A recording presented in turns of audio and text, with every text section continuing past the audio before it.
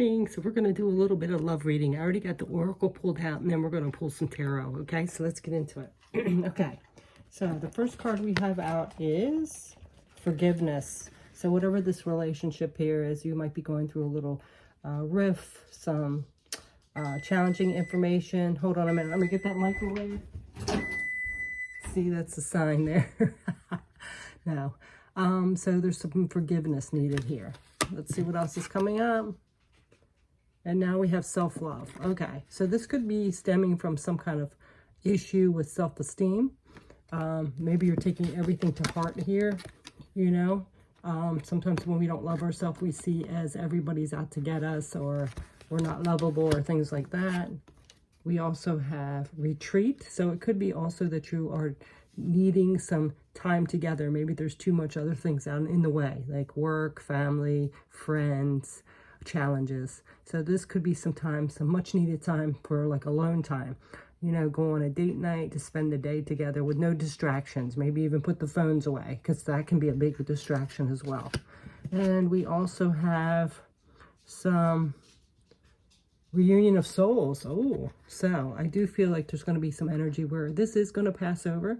So, you know, don't get too in your head about it and start thinking, especially with that self-love, you know. So, you know, hold yourself in high esteem.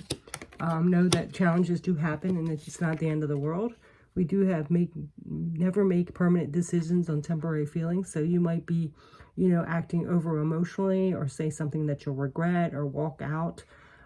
So be careful with that. There's this energy of high emotions coming in that you might react before you think about something here. And then we have love yourself as much as you would your want your soulmate too. So see, yeah, so this is loving yourself, putting yourself first, filling your own cup, of course, you know. Yes, we do want that love, and we do have to be, you know, compassionate towards others, but we have to love ourselves first or foremost. We have to, you know, like the airplanes always tell us to put our oxygen on first. We have to be fulfilled first before we can give love to others. So making sure you definitely love yourself. Now I'm going to be using these Mystic Moons Midnight Oracle here. And we have Butcher Knife, Run for the Hills, Take Cover and Escape. I feel like this is a coping mechanism. The first thing somebody wants to do, whether it's you or your partner, wants to run for the hills. Things get a little challenging. And I do feel like that's that insecurity coming in. So some emotional security needs to come out. We have potions and tonics, healing, soothing, and therapeutic. So somebody might be resorting to alcohol, because we do have this poison on here.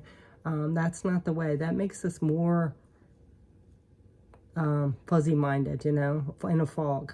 So, you know, don't try to talk to somebody when somebody's been drinking or on some kind of substance.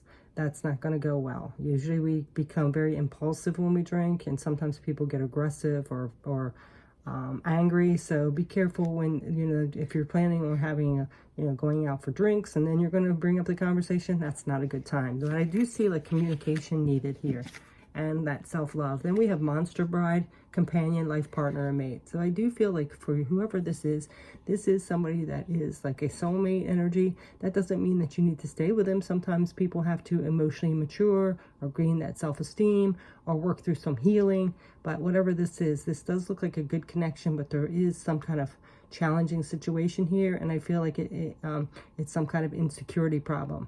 And maybe the need to be able to communicate better in a more emotionally mature way. So let's get some tarot here.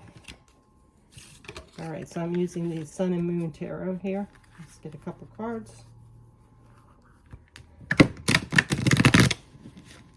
Let's get some cards. I can pick them up. What's coming up? Let's get some guidance and advice. Let's see what comes up first, then we'll get some guidance and advice. So we have the Five of Cups. See, this is emotional disappointment. So, you know, focus more on the disappointments, and that's why I feel like this forgiveness is coming up too, and some, you know, quality time coming up, putting yourself first a little bit. But this is emotional disappointment. So somebody's focusing more on the challenges and the emotional disappointments. We have to let that go and forgive, you know. Doesn't mean that they'll change their ways, or you will change your ways, and that might be time to walk away for a little while. But this is not focusing so much on the past disappointments, whether it's a past relationship or in this one. We have to move forward, you know, as long as we learn our lessons and have open communication and have that self-love and know we're worthy of love and a good, healthy relationship, then this is what's coming up. So somebody's focusing more on the disappointments here. And we need to get out of that. We have the Prince of Swords.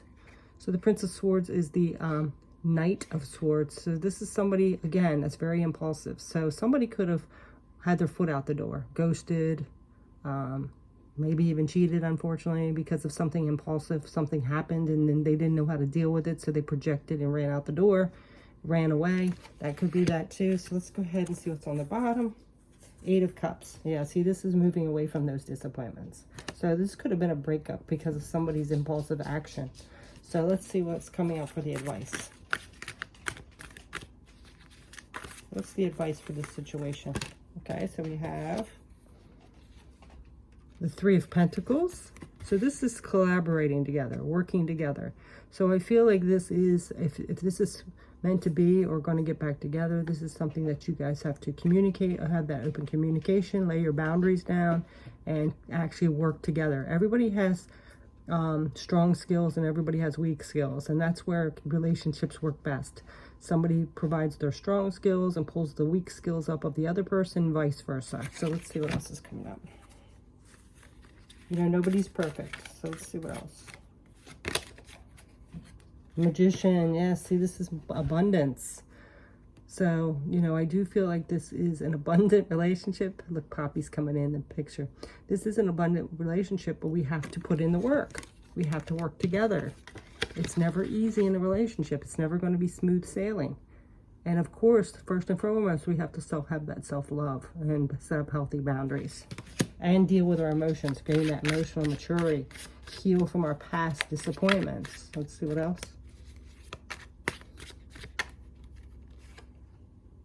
We have the Wheel of Fortune. Yeah, so see, this is a cycle that we're going through. It could have been a karmic lesson. You know, it might need to be a separation for a while. It could have been just a karmic lesson until somebody matures. Sometimes, unfortunately, some people never mature. So it has to be a two-way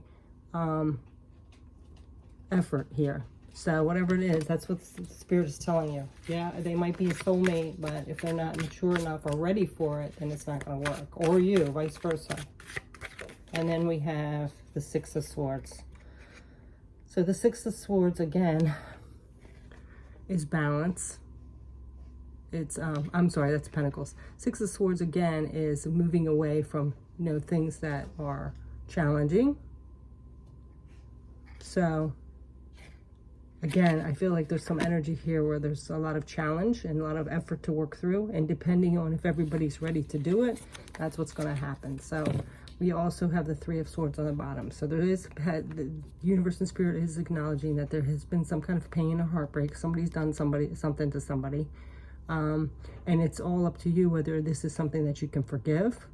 And the bottom line is we need to look at if everybody's willing to work at it and forgive and move forward. Because if we drag that past heartbreak and pain with us and bring it up to somebody all the time, it's very hard for somebody to change, and none of us like that, right?